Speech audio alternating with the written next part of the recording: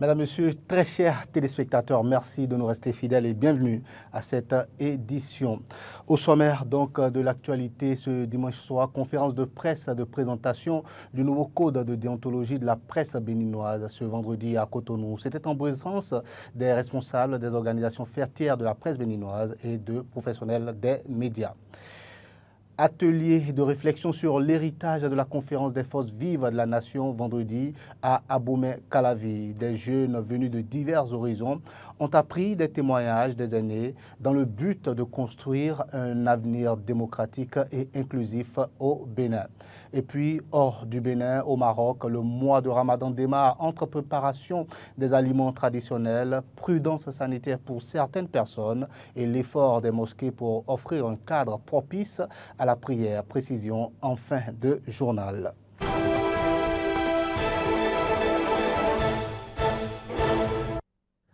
Encore une fois, bienvenue à cette édition. La presse béninoise dispose désormais d'un nouveau code de déontologie. Le document a été présenté ce vendredi aux professionnels des médias. C'était à l'occasion d'une conférence de presse animée par l'Observatoire de la déontologie et de l'éthique dans les médias, ODEM. Reportage.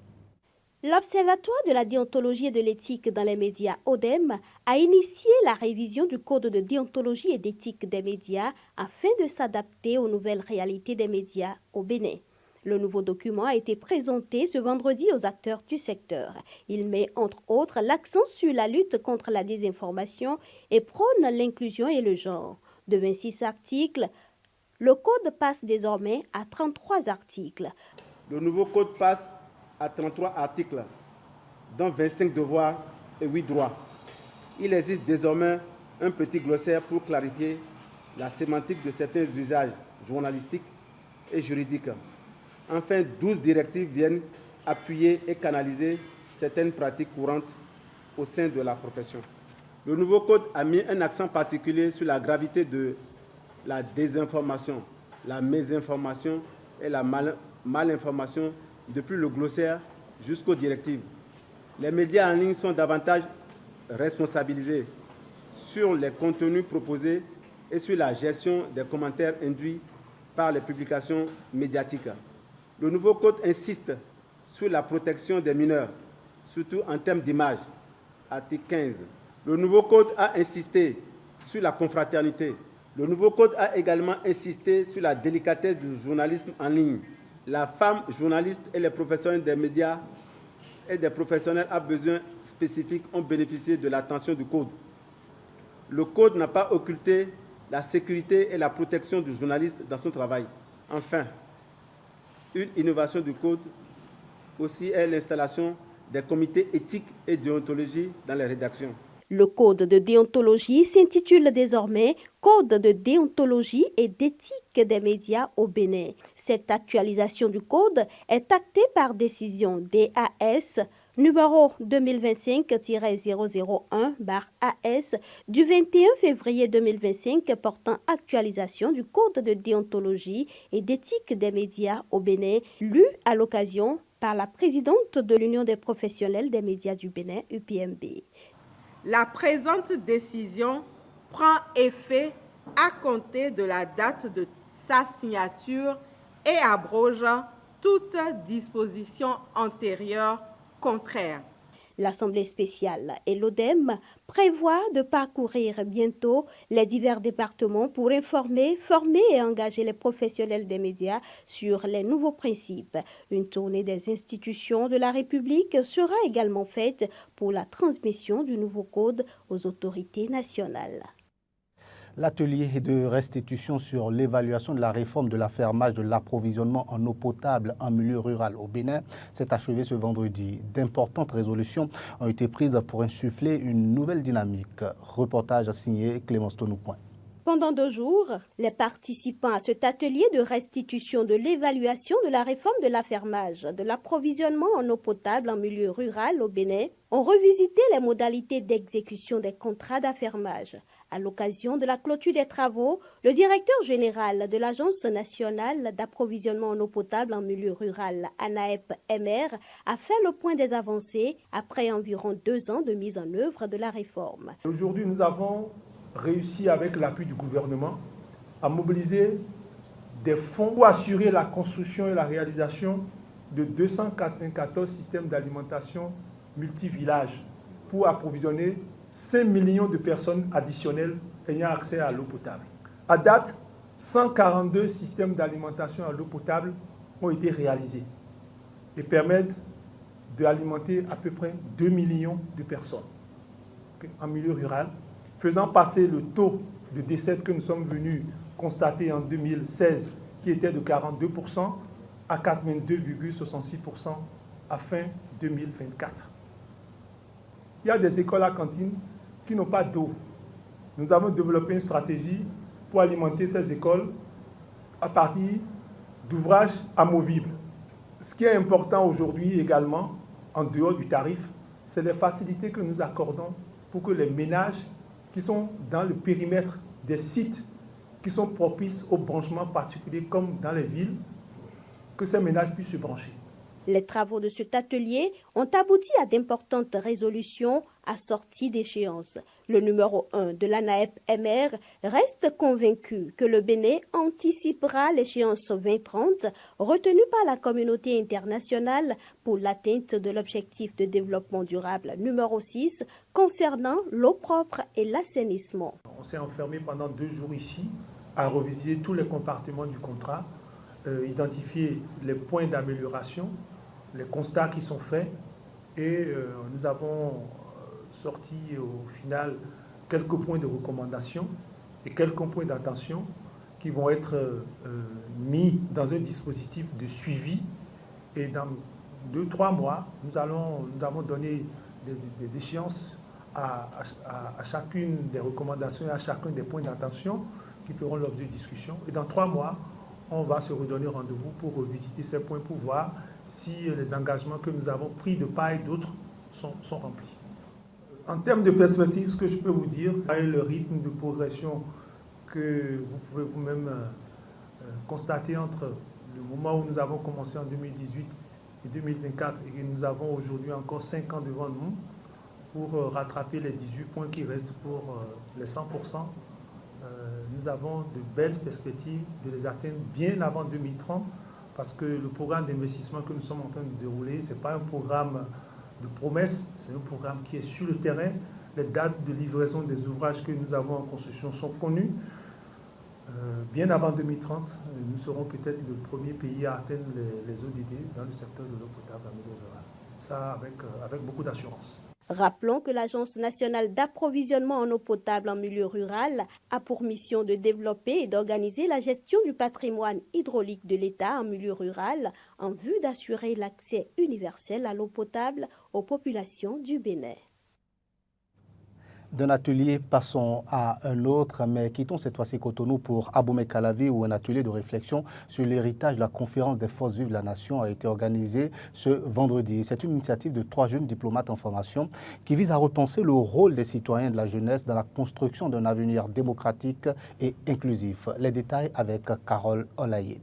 Célébration de la conférence des forces vives de la nation autrement. Une initiative pensée par des jeunes pour les jeunes. 3 diplomates en formation, Maïsarat Raoufou, Rosine Sodoquin et Hervé Kanzé ont eu la brillante idée de réunir de jeunes béninoises et béninois autour du thème de la conférence des forces vives de la nation à aujourd'hui, héritage, défis et engagement de la jeunesse. Une thématique qui trouve son essence de la triste réalité que la jeunesse béninoise ignore de plus en plus son histoire. Le devoir citoyen m'a poussé à réfléchir à comment changer le fait que nos jeunes ne sont pas très attachés à notre histoire. Et vous allez le voir dans les heures à suivre. Nous avons fait des micro-trottoirs, nous avons demandé aux jeunes c'est quoi la conférence des forces de la nation. Mais les réponses qu'on a entendues, ce sont des réponses incroyables. Et je vous le dis, ce n'est pas du jugement. Et la conférence des forces de la nation est l'histoire la plus décisive de l'histoire politique du Bénin. Et quand je dis politique, la conférence des forces de la nation, ce n'est pas forcément politique, c'est aussi social.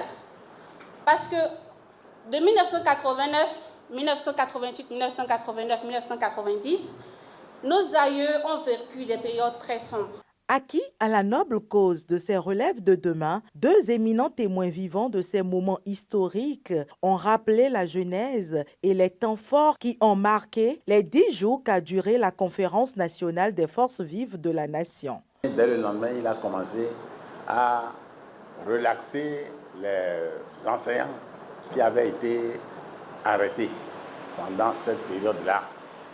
Et le samedi 29, les journalistes qui ont enregistré notre déclaration ont publié cette déclaration le samedi 29 juillet 1989 à l'émission de 13h15.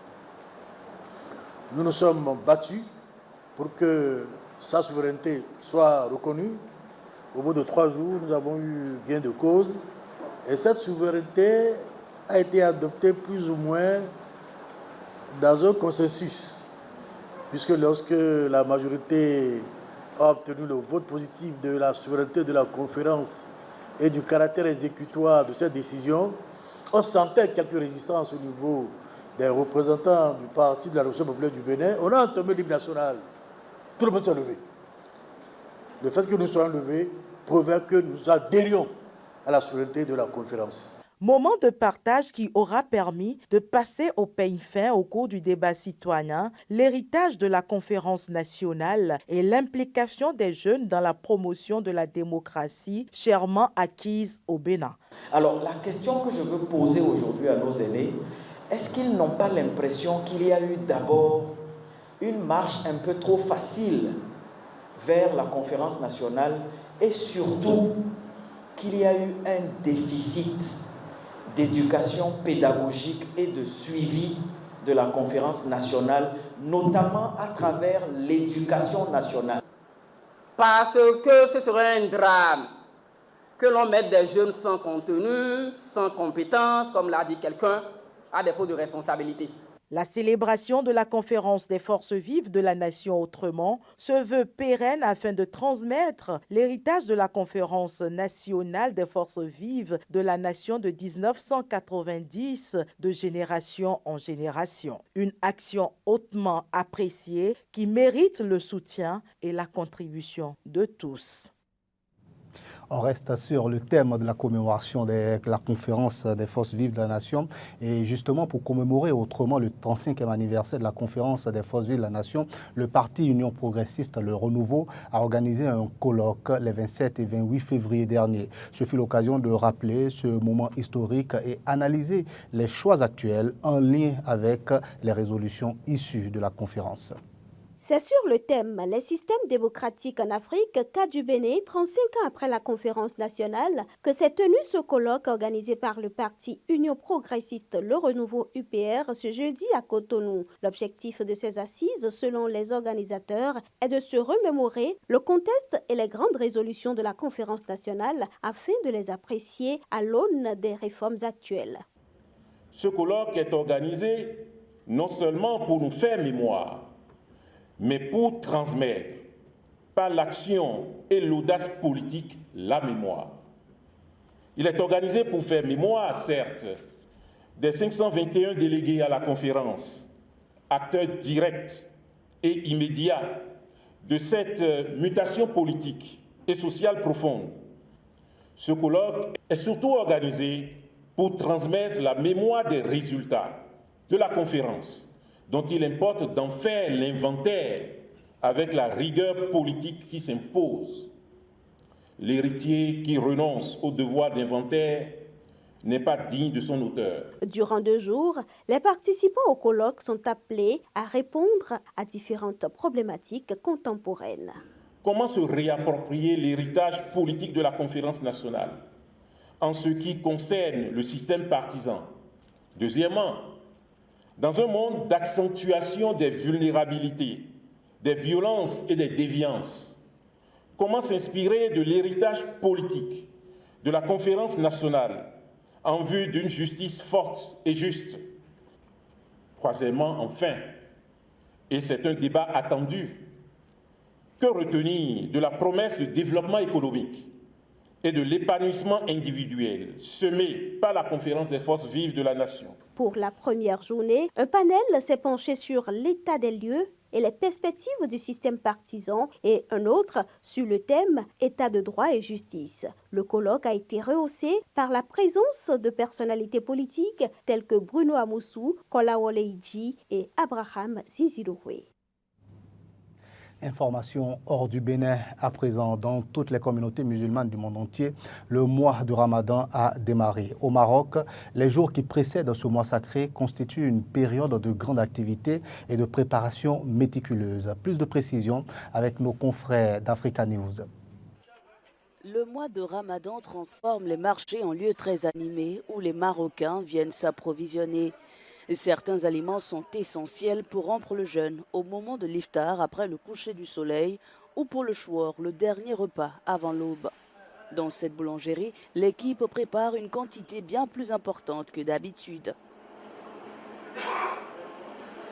Nous faisons de notre mieux pour augmenter le nombre d'employés et les heures de travail. Nous cherchons également à offrir de nouveaux produits différents de ceux des années précédentes. Nous nous assurons de proposer tous les produits indispensables à la table du Ramadan. Cependant, lorsqu'il s'agit de jeûner, certaines personnes doivent faire preuve de plus de prudence. À Salé, Naïma Moutog consulte le médecin Faisal Serrou pour surveiller son diabète. Ce dernier vérifiera sa tension artérielle ainsi que son taux de glycémie avant de lui indiquer si elle peut jeûner en toute sécurité pendant le Ramadan. Lorsqu'une personne diabétique jeûne, son taux de glycémie peut augmenter de manière significative, ce qui peut entraîner des troubles de la conscience, tels que la perte de concentration et des hallucinations, ainsi que des problèmes digestifs et une déshydratation. Dans les cas les plus graves, cela peut mener à un coma et parfois même à la mort. Il existe également un risque d'hypoglycémie pendant le jeûne, ce qui représente un autre danger pour la santé du patient. Avant de prendre l'habitude de consulter un médecin, il m'arrivait de m'évanouir pendant le Ramadan, précisément au moment de l'iftar. Depuis, j'ai commencé à consulter régulièrement un médecin pour prévenir tout problème de santé ou risque de crise cardiaque. Les tapis et les courants sont très recherchés pendant cette période, tandis que les mosquées se préparent à recevoir un grand nombre de fidèles. Fin de cette édition. Merci infiniment de m'avoir suivi. Bon mois de Ramadan à tous les musulmans et bonne suite des programmes sur Eden TV. Le bonheur d'être à vous.